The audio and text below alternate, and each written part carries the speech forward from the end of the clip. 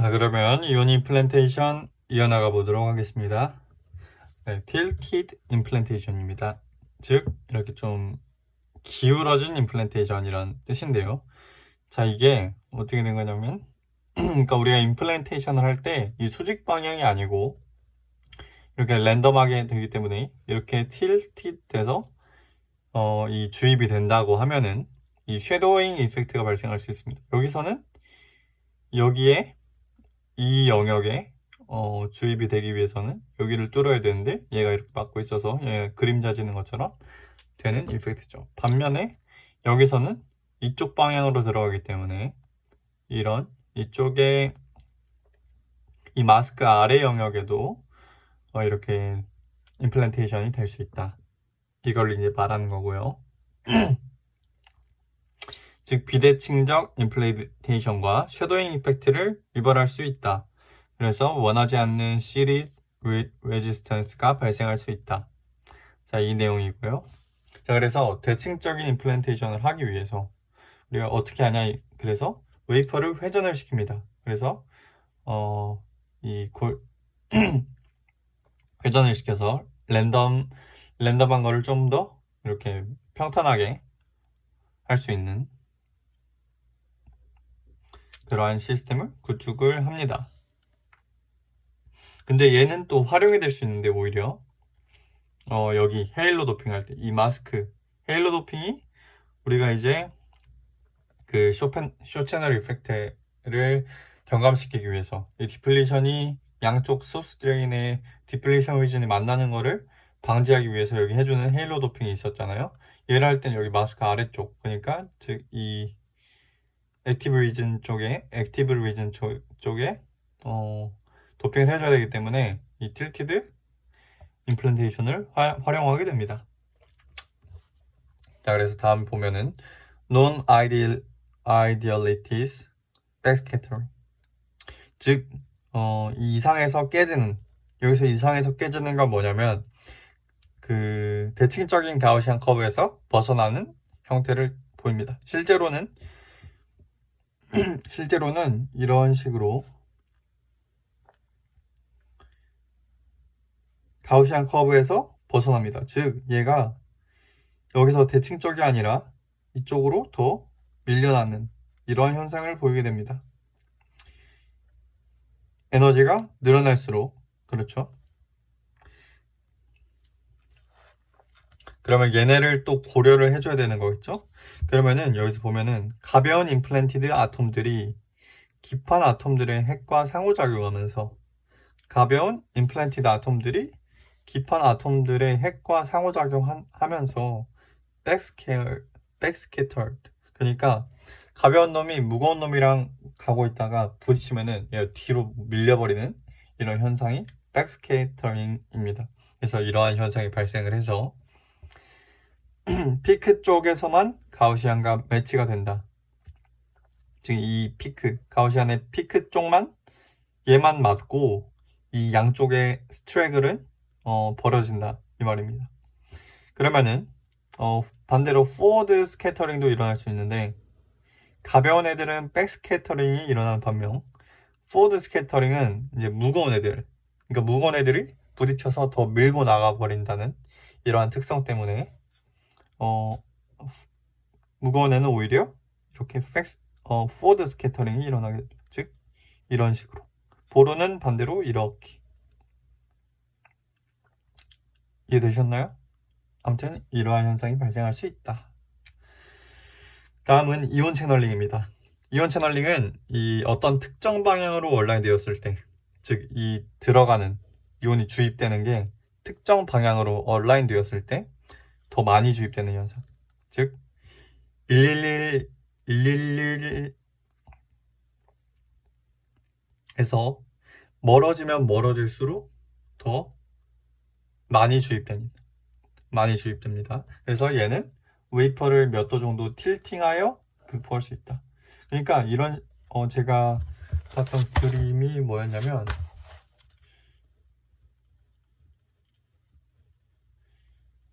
이 방향에서 여기서 이렇게 쭉 가버리는 거예요.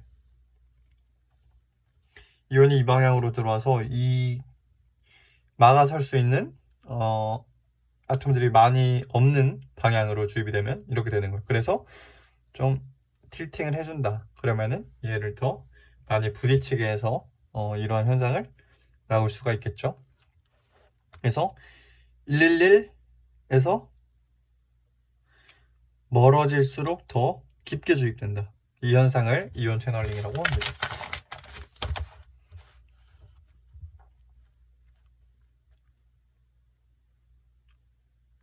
자, 그 다음에 이제부터는 이온 데미지를 다룰 겁니다. 이제 전에까지는 이제 어떤 스트래글이나 어떤 레인지 이런 거에 대해서 다뤘다면 이제부터는 이 이온 임플란테이션에 의한 이온 데미지에 대해서 다룰 것입니다. 보면은 이온들이 레티스 아톰과 부딪히고 그들을 교체하면서 인터스티셜 베이컨 시드를 생성한다 라고 나와 있습니다. 즉 이온들이 주입되면은 그 레티스 아톰, 그러니까 기판을 이루는 레티스, 그러니까 원래 있던 레티스 아톰과 부딪히게 되겠죠. 근데 그러면 쳐냅니다. 얘네를 쳐서 그 원래 이 SI를 SI 아톰을 뭐 셀프 인터스티셜을 만들기도 하고, 그다음에 이로 인한 베이컨 씨를 생성시킵니다. 자, 그래서 이젝티드 된 레티스 아톰들은 다른 인터스티셜을 만들고 이는 콜리전 캐스케이드를 유발한다. 그러니까 연속적인, 이게 캐스케이드는 이제 산사태 같은 그런 어떤 연속적인 충돌을 말하는 건데, 이렇게 이젝티드 된 레티스 아톰들이 또 다른 인터스티셜들을 만들고 이게 계속 연쇄적으로 작용해서 이 베이컨시들이, 이 디펙트들이 생긴다는 그러한 내용입니다. 그래서 충분히 큰 에너지와 플럭스가 있다면 서브스트레이트는 아몰포스가 된다. 그러니까 다 휘젓고 다닌다는 거죠. 어떻게 얘가 들어오면은 이렇게 원자를 치게 되고 그게 디펙트들을 계속 만들면서 어떤 에너지랑 플럭스 이상에서는 아몰포스를 만들게 된다. 구조를 이렇게 볼 수 있겠습니다. 그래서 이 모델은 이제 충돌 모델이고, 얘가 이온이고 얘가 있었던 어떤 원자라고 한다면 얘가 이렇게 스캐터링 된 모습이고 얘가 이렇게 다른 방향으로 얘도 마찬가지로 된 거를 이제 리코일이라고 표현을 하는 거고요. 그러면 E2 E2는 어떻게 나타낼 수가 있냐? 얘가 E0를 가지고 주입이 됐을 때 M1 플러스 M2분의 4M1 M2의 코사인 제곱 파이 E0를 가지게 된다. 이 리코일된 원자는. 그리고 이 파이가 0일 때, 즉 정면 충돌할 때, 얘가 이렇게 밀려났을 때를 헤드온 콜리션이라고 하고, 그때 가장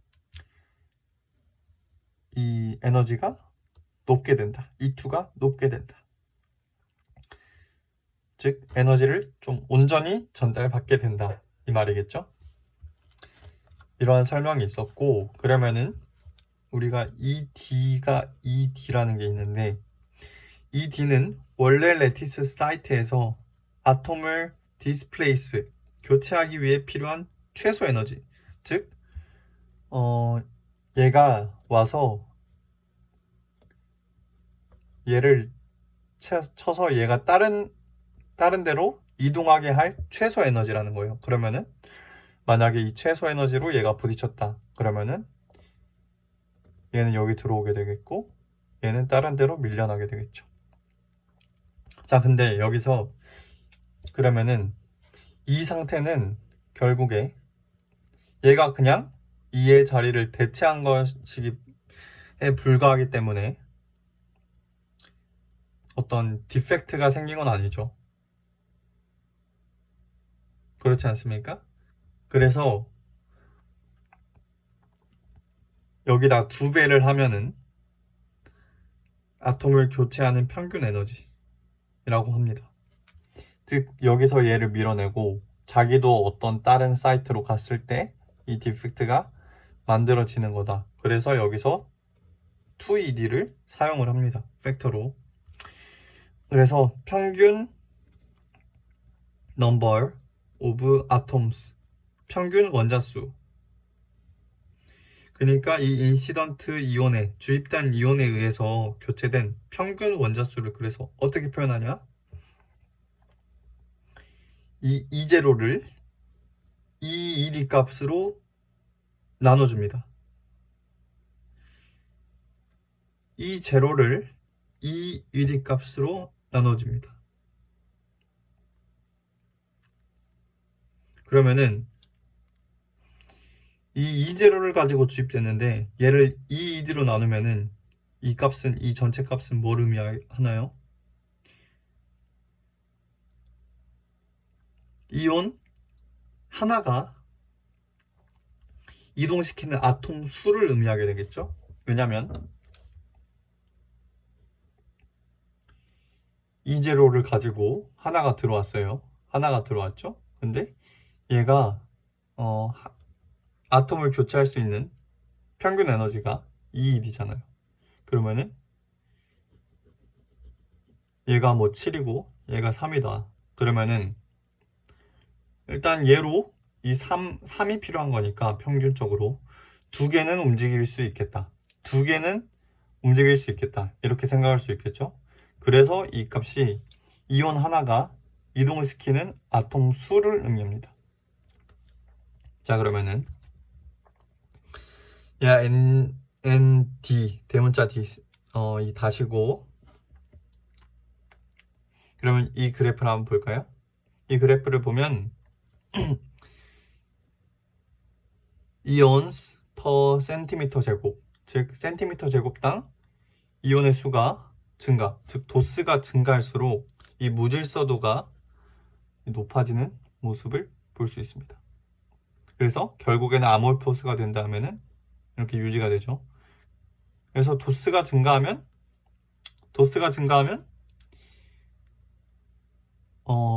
아몰포스가, 무질서도가 증가해서 아몰포스가 될 수가 있다.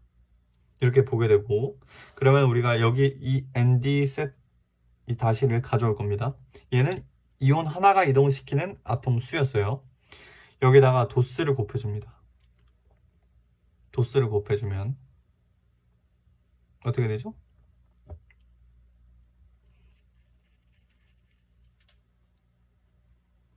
도스는 이 면적당의 개념이죠. 도스는 면적당, 단위 면적당 디스플레이스된 총 이온수. 여기서 도스는 면적당의 개념이므로 이온 하나가 이동시키는 아톰 수에다가 도스를 곱해줘요. 도스는 뭐죠? 이온 수에다가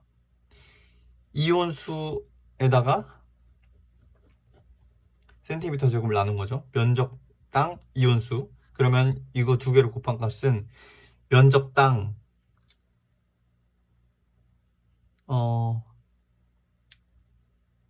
이온 하나가였는데 여기서는 얘가 곱해지는 거니까 면적당 이동시키는 아톰의 총수죠. 그래서 단위 면적당 디스플레이스된 총 이온수,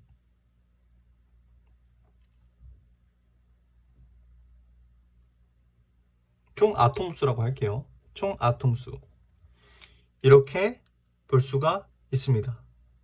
단위 면적당 디스플레이스된 총 아톰수, 단위 면적당 디스플레이스된 총 아톰수, 이렇게 될 수 있겠고, 그리고 여기 N 소문자 D는 단위 부피당으로 바꿔줄 거예요. 단위 부피당으로 어떻게 바꿔주냐? 여기서 레인지를 프로젝트 레인지를 나눠줍니다. 여기다가. 그러면은 이 값을 여기서부터 가져와서 쓰면은 이렇게 되는데, 여기서 우리가 RP는 전에 구할 때 어떻게 구했죠? RP는 R을 어떻게 구했죠? R을 우리가 적분으로 구했잖아요. 2제로부터 0까지 d dx 이렇게 d로 구했을 거예요 아마. 근데 이 d dx가 여기서는 우리가 아까 뭐라 그랬죠? 뉴클레이에 의한 d dx. 여기서는 뉴클레이에 의한 거를 구하고 있는데 뉴클레이에 의한 d dx는 아까 상수로 표현을 할 수 있다 그랬죠. 그 이온화 에너지로 어떤 근사를 시킬 수 있다 그랬잖아요. 그러면은 상수로 보고 이 적분값을 빼서 사용을 한 겁니다. 그래서 이러한 식을 얻을 수 있다. 즉, 이 관계식을 통해서 아몰포스로 만드는 도스를 측정할 수 있다. 아몰포스로 만드는 도스를 측정할 수 있다.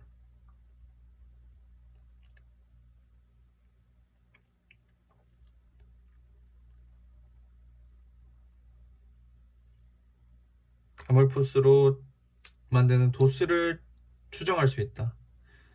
이렇게 주어지게 되겠습니다. 이해되셨나요? 좀 어렵죠? 이게 저도 지금 보니까 이게 이 식적으로는 이해가 되지만 이 관계식을 통해서 아몰포스로 만드는, 그러니까 우리가 이걸 하기 위한 게 원래 ND를 구하는 목적이 에버리지 컨센트레이션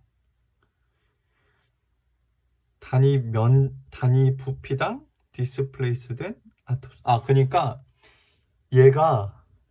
얘를 구해서 단위 부피당 이 원래 실리콘 격자의 단위 부피당 아톰 수보다 얘가 많게 되면은 그때 아몰포스로 되는 거죠. 가장 중요한 걸 빼먹을 뻔했네요. 얘가 그래서 아몰포스로 원래 있었던 실리콘 격자보다 얘가 더 많아진다. 그럼 교체가 더 많이 되는 거니까 그때부터는 아몰포스라고 말할 수 있게 되겠죠. 그래서 이런 말이 나온 것이라고 생각하면 되겠습니다. 자, 그러면 이제 포스트 임플란트 어닐링을 볼 텐데, 여기 이 그래프를 보시면 이건 의미하는 게 뭐냐면은 어닐 템퍼러처고요. Number of carriers per incident. 주입된 이온당 Number of carrier 수입니다. 즉 뭐냐면 이게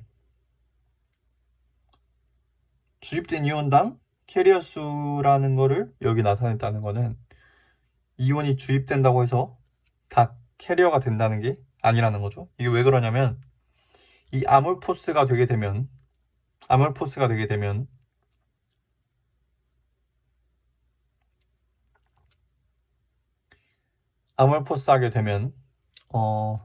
이 도펀트가 원래는 액티베이션 되려면 이 정상 격자에 SI 자리에 들어가서 이 예를 들어서 뭐 N타입이라고 하면은 여기서 이제 마이너스를 방출해서 돼야 되는데 이 아몰포스에서는 그러한 과정이 잘 일어나지 않는다. 그래서 이 도펀트를 넣어줘도 이온을 넣어줘도 이 액티베이션이 되지 않는다. 그래서 어닐 템퍼러처를 높여가면서 이렇게 어닐을 했을 때 그제서야 비로소 이 액티베이션이 된다. 이걸 나타내는 그래프인데, 그러면은 결국 이게 재결정되면서 액티베이션도 같이 일어나는 겁니다. 열 처리를 하면서. 근데 여기서 볼 건 뭐냐면 논 아몰포스에서, 그러니까 얘는 애매한 값이 완전 아몰포스가 아니고 약간 완전히 아몰포스는 아닌 그런 형태에서 이렇게 어닐 했을 때랑 아몰포스를 했을 때랑 얘가 훨씬 빨리 급격하게 재결정이 일어나는 걸 볼 수 있죠. 그래서 오히려 아몰포스가 재결정가 더 빨리 된다.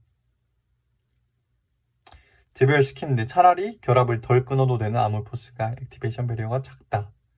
이렇게 볼 수 있겠습니다. 얘는 오히려 그 좀 애매한 결합들을 다 끊고 다시 재배열을 해야 되기 때문에 오히려 이 배리어가 높다. 이렇게 보면 됩니다.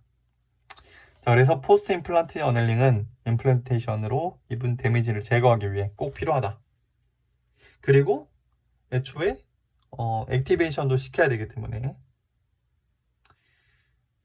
이렇게 보면 되겠고, 그래서 이제 솔리드 페이즈 에피택시를 볼 건데, 에피택시라는 건 어떤 기판 위에 방막을 그 결정 구조를 동일하게 해서 어떤 그 방향성이 같게 해서 기르는 거를 에피택시라고 하고, 이거는 이제 솔리드 페이지에서 이루어졌기 때문에, 그러니까 솔리드 페이지잖아요. 이 양쪽 다. 그 아몰포스에서 이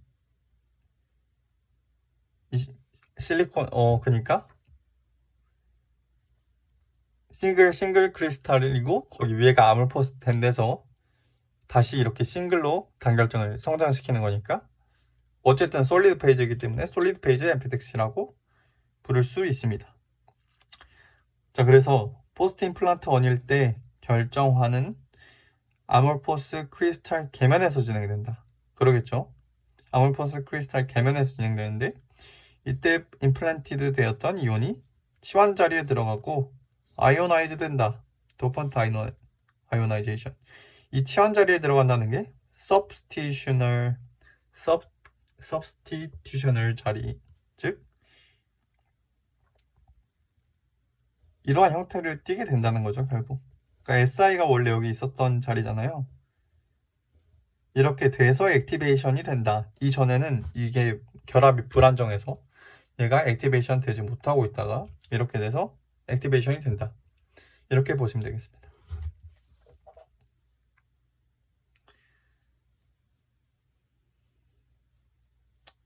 자, 그래서 포스트 임플란트 어니엘링에서 이렇게 보면 이 축은 KT분의 1축이고 그로스 레이시라고 하면은 T가 이쪽으로 갈수록 높은 거죠.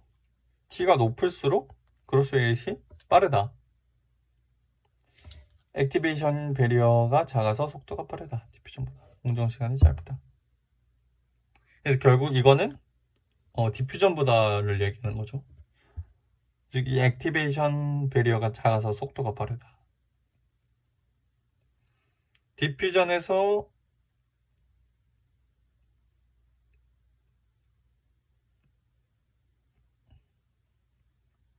어닐링을 할 때보다 액티베이션 배리어가 작다는 소리가 되겠네요. 네, 그리고 여기서도 보면은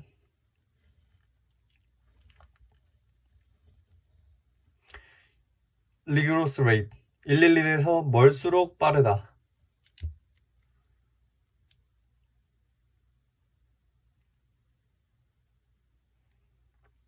여기서도 보면 같은 온도일 때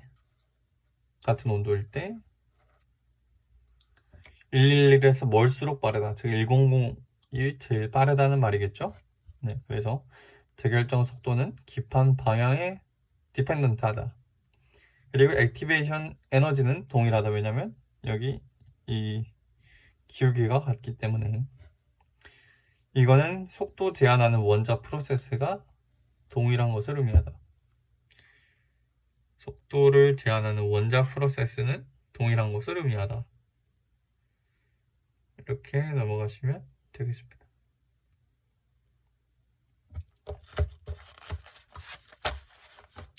자, 그래서 우리가 볼 텐데 왜 그러면은 111에서 뭘 해야 되냐 보면은 우리가 이렇게 방막을 나중에도 배우겠지만 성장을 할 때 어떤 모델이 있는데 이 모델이 이렇게 성장을 한다고 생각하면은 뉴클레이션이 막 일어나는 것보다는 렛지 그로스가 성장을 빨리 하게 한다.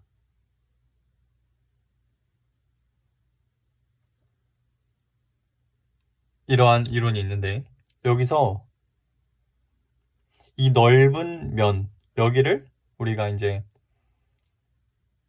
그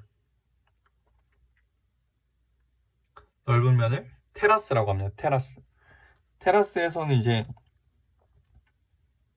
뉴클리에이션, 핵이 막 일어나고 이런 식으로 해서 진행이 되는데, 그렇게 되면은 오히려 뭐라고 그래야 되죠? 그 에너지 배리어가 더 높다고 해야 되나? 어쨌든 이거 나중에 정확히 배우겠지만 이 렛지 그로스를 해야 가장 이상적인데, 이게 이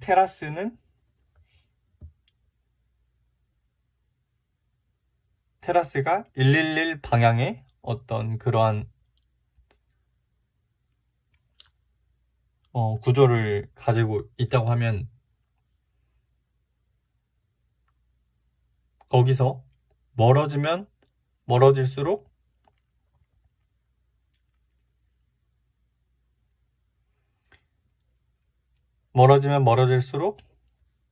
이 렛지 그로스를 하게 되기 때문에, 그래서 이 재결정 속도가 빠르다 이렇게 생각하시고, 너무 설명이 좀 부족한데 이거는 다음 챕터에서 또 나올 것이므로 그때 다시 자세하게 설명을 하는 걸로 하겠습니다.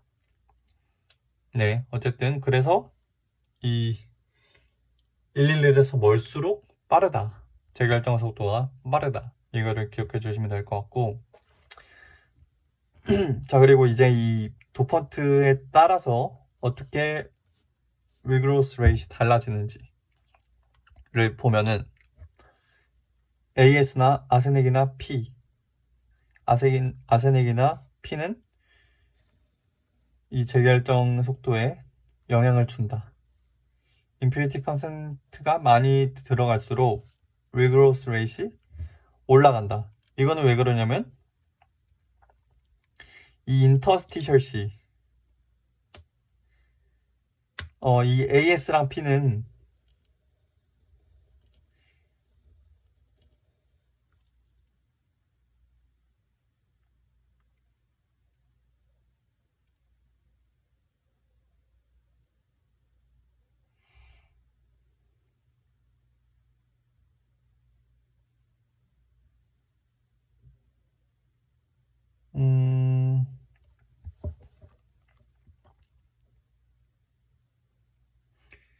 P 임플란트가 되면, 포스포러스가 임플란트 되면, 이거는 그 옥시데이션에서의 옥시데이션 인핸스드 효과랑 비슷한데요. 그때 한번 볼까요? 제가 갑자기 이게 왜 모르겠네.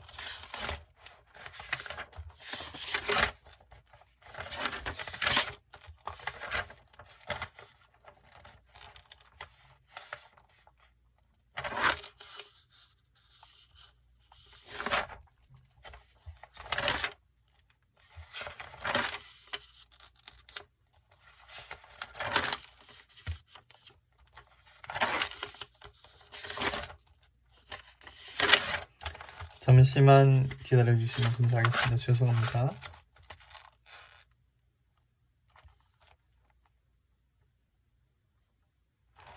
여기서 보면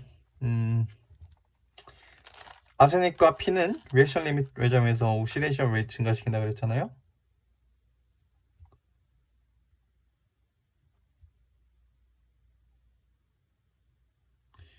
AS랑 P는 베이컨시 컨센트레이션을 증가시킨다.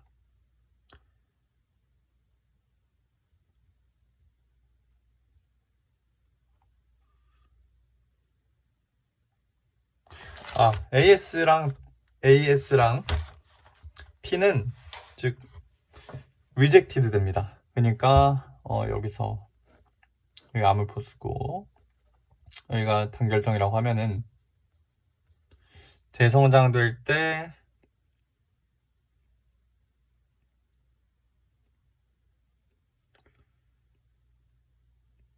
리젝티드 된다.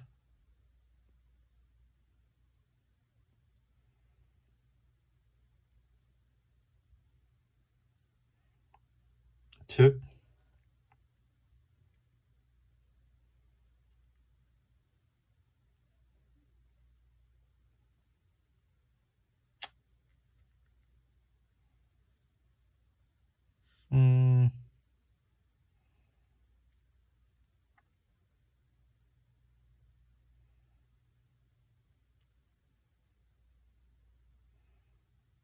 얘는 리젝트 되는 것보다는 얘는 인터스티셜 C